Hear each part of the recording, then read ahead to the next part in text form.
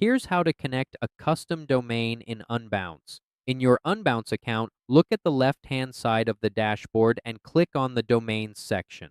Once you're on the Domains page, you'll see a list of all the domains currently connected to your account. To add a new one, click Connect a Custom Domain.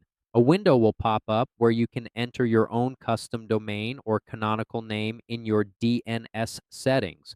For example, if you're connecting a subdomain like pizza.ubpage.com, you'll need to create a CNAME record in your DNS settings that points to unbouncepages.com.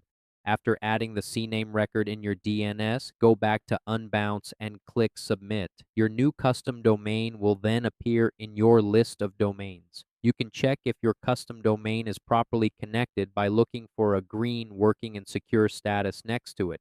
If you see that green check mark, it means your domain is successfully connected and secure, and that's how to connect a custom domain in Unbounce.